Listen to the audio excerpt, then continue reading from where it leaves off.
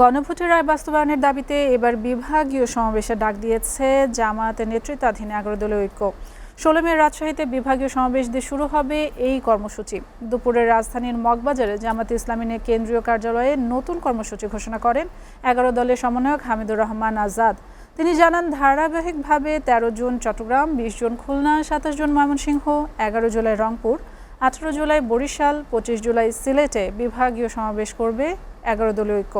আর রাজধানী ঢাকায় অক্টোবরে মহাসমাবেশের সিদ্ধান্ত হতে পারে বলেও জানান তিনি। আরাফাত হোসেনের প্রতিবেদনে বিস্তারিত। গণভোটের রায় বাস্তবায়ন ও সংস্কার পরিষদে শপথ নিতে সরকারকে বাধ্য করতে রাজপথে একের পর এক কর্মসূচি পালন করছে জামায়াত নেতৃত্বাধীন 11 দলীয় ঐক্য। এবার তৃতীয় দফায় আন্দোলন সফল করতে রাজধানীর মগবাজারে জামায়াতে ইসলামের কেন্দ্রীয় কার্যালয়ে বৈঠকে বসে ঐক্যের শীর্ষ নেতারা। প্রায় ঘণ্টাখানেকের বেশি সময় চলা বৈঠকে পরবর্তী কর্মসূচির সিদ্ধান্ত নেন তারা। এনসিপির মুখপাত্র আসিফ মাহমুদ সজীব ভুইয়া বলেন, জনগণকে সঙ্গে নিয়ে রাজপথের আন্দোলন আরো বেগবান করা হবে। সামনের দিনে আমরা বিশ্বাস করি যে একই সাথে সংসদে আমাদের প্রতিনিধিদের কণ্ঠ এবং রাজপথে আমাদের আন্দোলন জনগণকে সাথে নিয়ে আরো বেগবান হবে। বৈঠক শেষে নতুন কর্মসূচি ঘোষণা করেন 11 দলের সমন্বয়ক হামিদুর রহমান আজাদ। তিনি জানান, 16 মে রাজশাহীতে বিভাগীয় সমাবেশ দিয়ে শুরু হবে তাদের কর্মসূচি। 16 মে আমরা রাজশাহীতেই বিভাগীয় সমাবেশ করব। এরপরে ঈদের ছুটি একটা দীর্ঘ সময় থাকে, সেটা বিবেচনায় এনে আমরা 13 জুন চট্টগ্রামে বিভাগীয় সমাবেশ করব ইনশাআল্লাহ।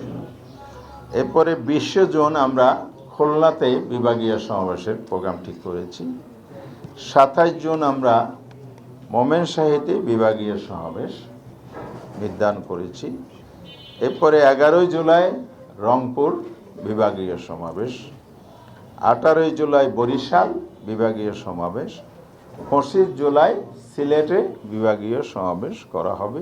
বিএনপির সমালোচনায় তিনি বলেন, 70% মানুষের মতামত উপেক্ষা করে ছলচাতুরির মাধ্যমে সংবিধান সংশোধনীর বিল আনার চেষ্টা করছে সরকার।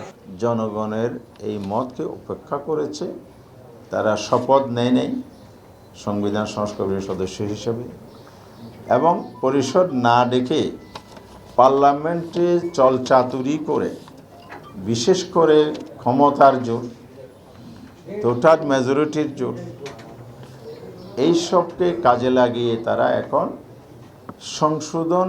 সংবিধান সংশোধনের প্রস্তাব আনার জন্য প্রক্রিয়া শুরু করেছে। জনগণের রায় বাস্তবায়নে ধারাবাহিকভাবে 7টি বিভাগে কর্মসূচি শেষে অক্টোবরে ঢাকা মহাসমাবেশের ডাক দিয়েছে 11 দলীয় ঐক্য। ছাত্রলীগের শূন্যতা পূরণে ছাত্রদলকে প্রতিস্থাপিত করার জন্য সরকারি আরাফাত হোসেন, SA টিভি, ঢাকা।